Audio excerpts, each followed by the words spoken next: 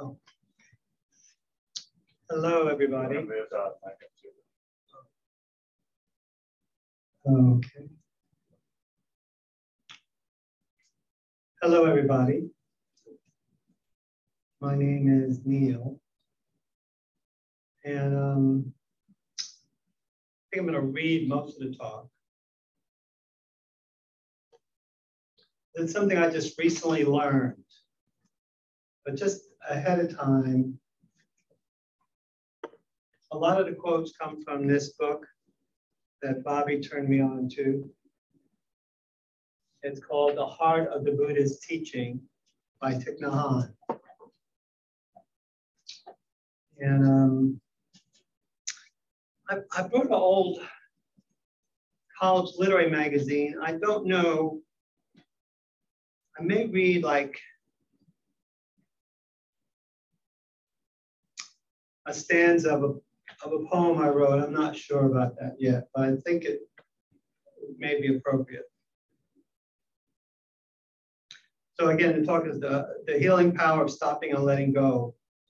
And am I pronouncing Shamatha? Shamatha. Shamatha, okay. So it's a word I recently learned, and it comes out of this book, but I'll explain it all in a second. So I never thought about stopping as being an important part of Buddhist meditation. And I never thought of healing as an outcome of meditation either. But stopping is very important, and healing can be an outcome of meditation. Thich Nhat Hanh writes in The Heart of the Buddhist Teaching, stopping, calming, and resting are preconditions for healing. If we cannot stop, the course of our destruction will continue. The world needs healing. Individuals, communities, and nations need healing. And sometimes I'm going to refer to Thich Nhat Hanh as Thai. It's a familiar term. I'm not familiar. He passed away as, I imagine some of you know. But anyway, I'm going to sometimes call him Thich Nhat Hanh, sometimes call him Thai. Clearly, Thai is telling us that we all need healing. And he's saying that to heal, we have to stop. Thai writes that stopping is one of the two aspects of meditation, and it's more important than we think. So I'm going to quote him here. Buddhist meditation has two aspects, Shamatha and Vipassana. We tend to stress the importance of Vipassana, looking deeply, because it can bring insight and liberate us from suffering and afflictions.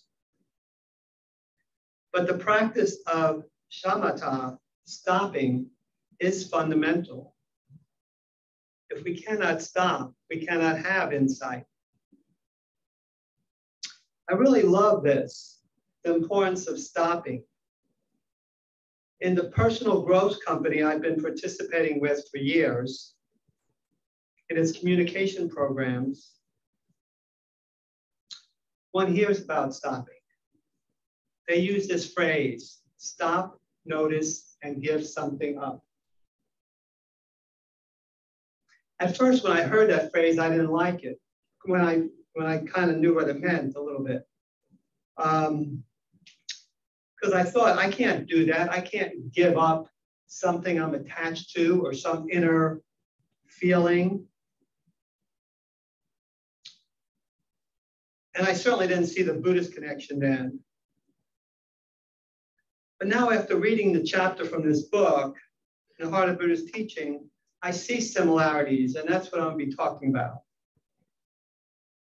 Both the chapter's title, which is called Stopping, Calming, Resting, and Healing, and this phrase, stop, notice, and give something up, have the root word stop in it.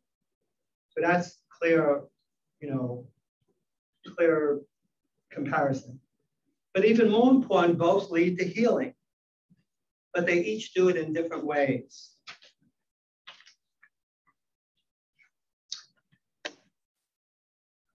So I'm going to explain. So stop, notice, and give something up means that, well, this company calls it a distinction. It's something to distinguish. To have a person stop, then notice, and then give up what's in the way. So if there's something in your way for doing anything, if you're resistant or you're angry, that would be something to give up. So, and in a way, it sounds simple. Just give up what's in the way. So if somebody said, oh, come here and do this talk right now, and you weren't prepared, you'd probably say, no, I'm not doing that talk. But if you follow this phrasing, stop, notice, and give it up, why not? Just come up and give a talk. It doesn't have to be studied like I did. It could just be something from your heart or something you know. But most people would resist that. So this is saying, well, just give up the resistance.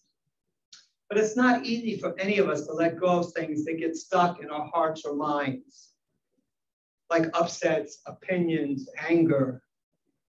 It's certainly not easy for me. But I can let stuff go, and so can all of us, and we do. I'm sure everyone in this room has let go of their anger and upset any number of times. Sure, some of it we still hang on to. I know I've hung on to my anger at my father way longer than I needed to. But I did let go of it before he died.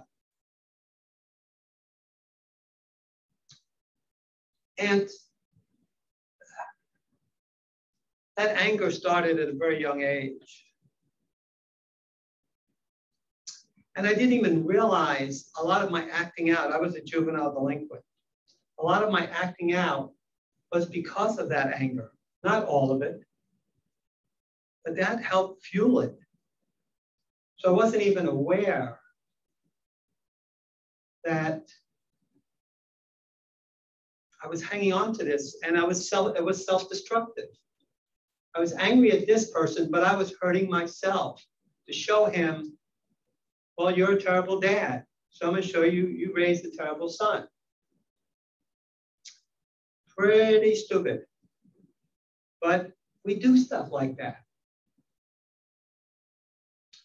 It took my participation with this personal growth company I was participating with to finally let go of my anger at my dad. And that was before I knew about Buddhism. But if I had been participating, this would have been another channel to let go of it. I finally let my anger go, I think it was my late 40s or early 50s.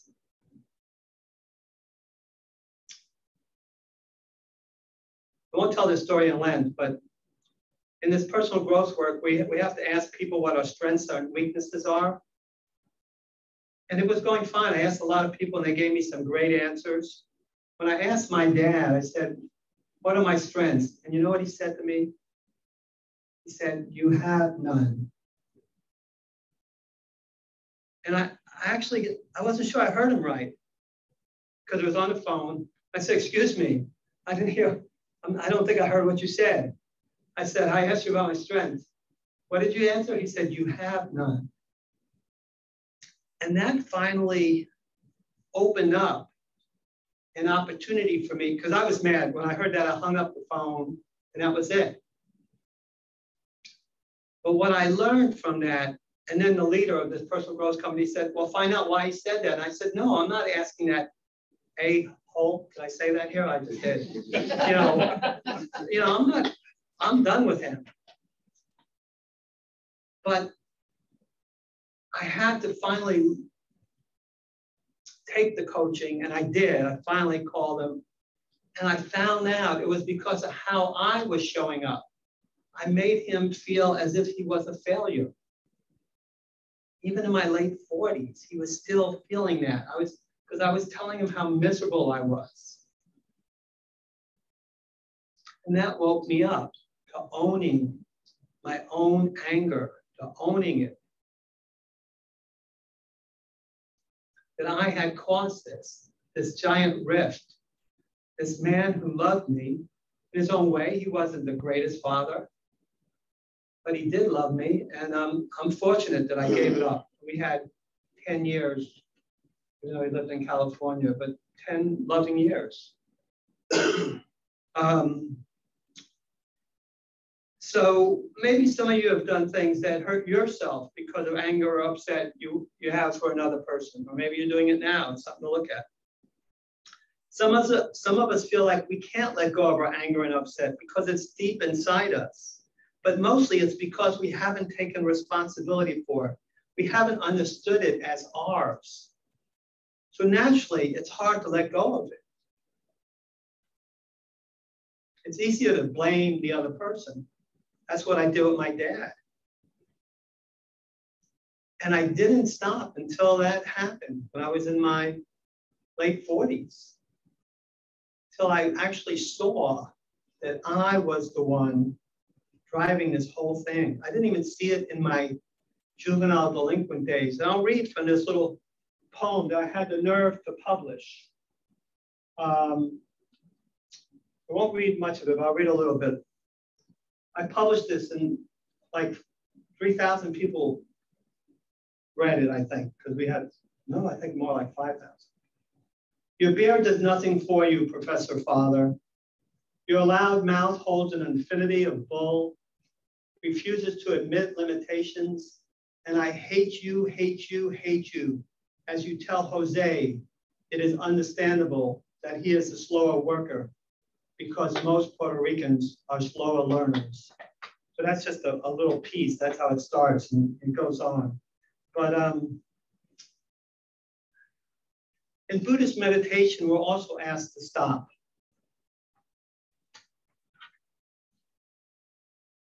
Thich Nhat Hanh writes, we have to learn the art of stopping.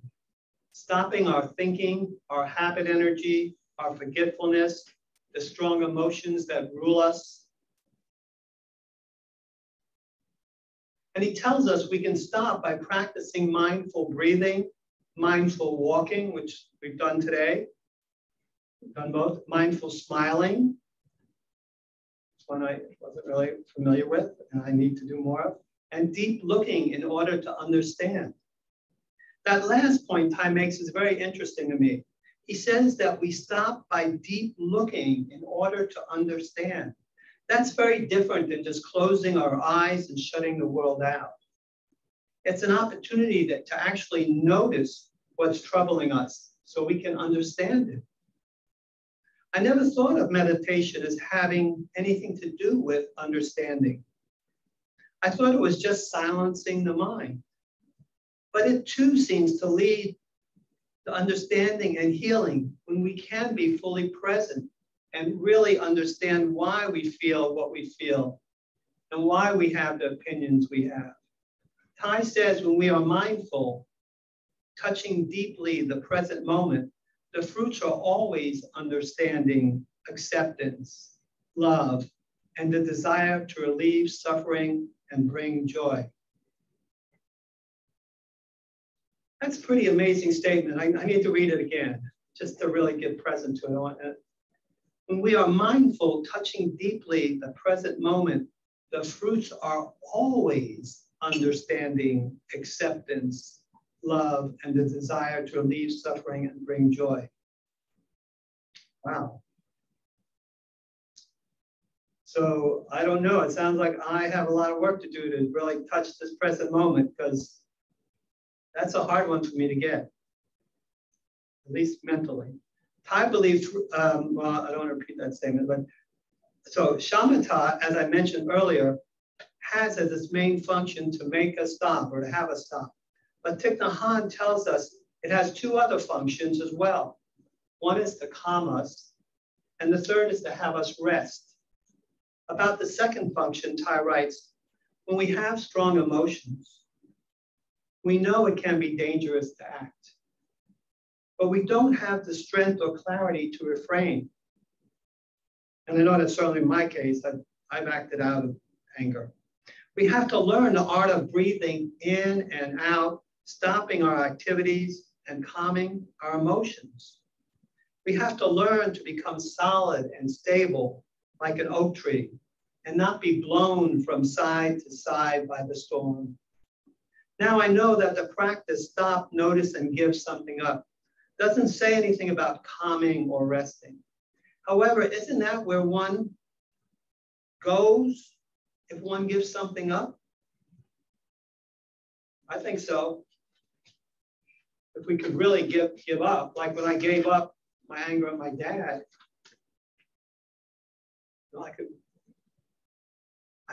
there's freedom.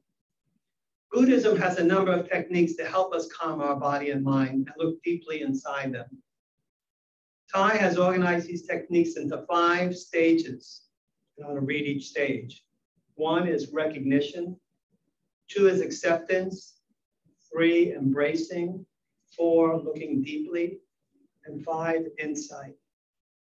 I'm going to read how Thich Nhat Hanh describes each. Very beautiful way to describe it. 1, recognition. If we are angry, we say, I know anger is in me. 2, acceptance. When we are angry, we do not deny it. We accept what is present.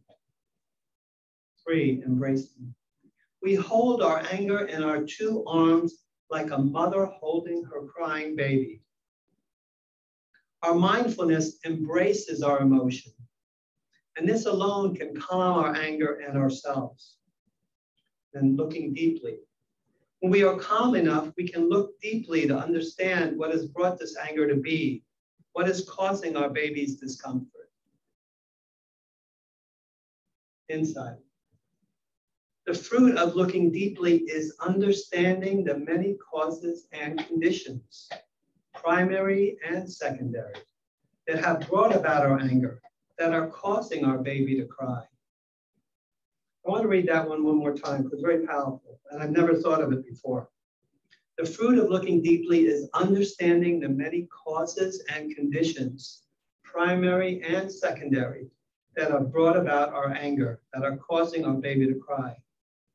Certainly the calming function of, I know I'm keep mispronouncing, Shamatha, do my best, can lead to powerful insights. It does. However, it also requires a little time for one to look deeply so one can come to understanding and acceptance, love, and the desire to relieve suffering and bring joy.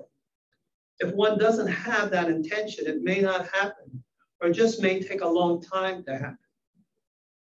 Without the intention to relieve suffering and bring joy, the person will likely not take the time to look deeply at the many causes and conditions that have brought them to their unhappy place. But when we reflect with compassion and understanding, then we can let go of what's in our way and truly move on. Well, first, we need to be responsible for it. Thich Nhat Hanh gives the example of how to look deeply with compassion and understanding. So this is an example that he gives in the book. Our anger was triggered when our friend spoke to us meanly, and suddenly we remember that he was not at his best today because his father is dying. We reflect like this until we have some insight into what has caused our suffering. With insight, we know what to do and what not to do to change the situation. As for the third function of Shamatha, resting, this is what Thich Nhat Hanh has to say about it. When we practice sitting meditation, we can allow ourselves to rest, just like a pebble. We can allow ourselves to sink naturally into the position of sitting, resting without effort. He gives the metaphor of like dropping a stone into the water. We have to learn the art of resting, allowing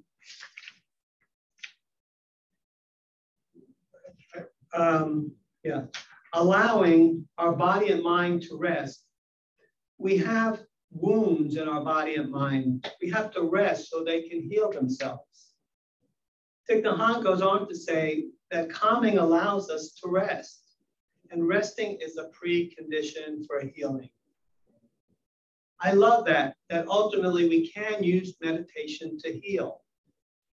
But first, we need to stop, get calm, and rest. Here's more of what Thich Nhat Hanh says about resting. Even when we go to the beach or the mountains for vacation, we don't rest, and we come back more tired than before. We have to learn to rest. Lying down is not the only position of resting. During sitting or walking meditation, you can rest very well. Meditation does not have to be hard labor. Just allow your body and mind to rest like an animal in the forest. Don't struggle. There is no need to attain anything. Our body and mind have the capacity to heal themselves if we allow them to rest. Thich Nhat Hanh writes that like a wounded animal, we must heal, and that stopping, calming, and resting are preconditions for healing. This is very powerful, and it seems very different from stop, notice, and give something up. But I think they both bring us to the same place, to letting go and healing. Of course, we do have to be willing to stop and touch deeply the present moment if we are to come to an understanding, but we can. And we can use meditation to do that. It begins with us stopping, not daydreaming or going on vacation, or going on vacations that have us come back more tired than before. No, we have to fully stop so we can have insights that allow us to let go of what we're holding on to that keeps us frustrated and unhappy. By fully stopping, we can become calm, rest, and ultimately heal. To quote Thai again, if we cannot stop, the course of our destruction will just continue. The world needs healing. Individuals, communities, and nations need healing. And we can get to a place of healing from personal growth and from Buddhist meditation or therapy. But if we stop, recognize what's there in our space, accept it, embrace it, look deeply into it, and then let the insights come as we hold our baby with compassion and love, we can heal. Thank you.